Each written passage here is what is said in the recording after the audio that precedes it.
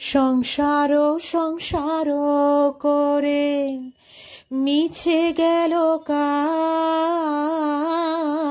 লাভ না হইল কিছু, ঘটিল জঞ্জাল। হরে কৃষ্ণ, আমি সুশোভিতা গোপিকা দেবী দাসী আপনাদের সঙ্গে আজকে আবার একটা গল্প নিয়ে উপস্থিত। আজকের গল্পটার নাম হলো ন্যাকা বোকার গুরু সেবা। তো এক শিষ্য, সে বড় অভিমানী ছিল এই ভেবে যে সে তার গুরুদেবকে খুব সেবা দান করে।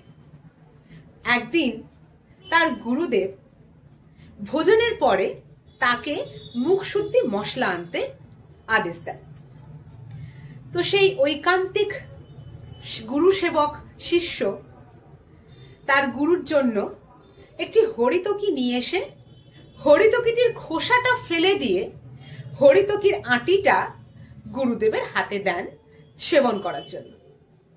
তো গুরুদেব হরিতকির আটিটা হাতে নিয়ে উনি বলেন শিষ্যকে যে হরিতকির খোসা গ্রহণ করতে হয়, আটি গ্রহণযোগ্য নয়। অতএব খুব সাধারণ নিয়মেই তার গুরুদেব সেবা থেকে বঞ্চিত হন। তারপরের দিন একইভাবে ভোজনের পরে সে গুরুদেব তার শিষ্যকে আবার মুখশুদ্ধি মশলা আনতে বললে সে একটি বড় এলাচ নিয়ে এসে তার দানাগুলিকে ফেলে দিয়ে খোসাটিকে গুরু মহারাজের কাছে এনে উপস্থিত হন। কেন না, এই ভেবে যে আগের দিন যখন হরিতকিটি উনি গুরুদেবকে দিয়েছিলেন, তো গুরুদেব বলেছিলেন যে হরিতকির খোসা গ্রহণ করতে হয়, আটি নয়। তো এই ভেবে সে বড় এলাচের দানাগুলোকে ফেলে দিয়ে তার খোসাটাকে নিয়ে এসে গুরুদেবকে দিলে যথারীতি গুরুদেব আবার সেই দিনও সেবা থেকে বঞ্চিত হন।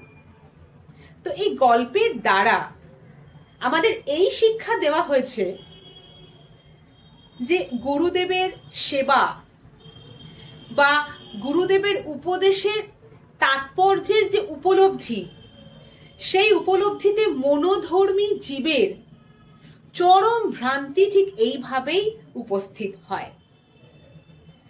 যদি আমাদের গুরু মহারাজের সেবাতে ঐকান্তিক ভাব না থাকে বা যদি আনুগত্য না থাকে, তাহলে কিন্তু কোনোদিনই আমরা যে সাধু শাস্ত্র বা গুরুদেবের যে নিত্য মঙ্গলকর উপদেশ, সেইগুলিকে আমরা উপলব্ধি বা হৃদয়ঙ্গম করতে পারবো না।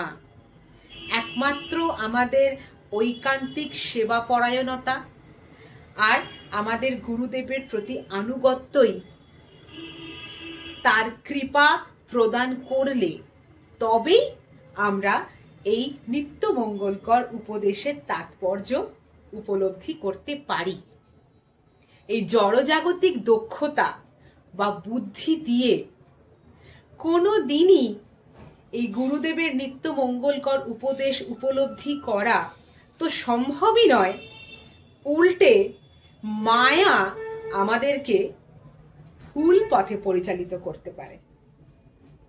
হরে কৃষ্ণ।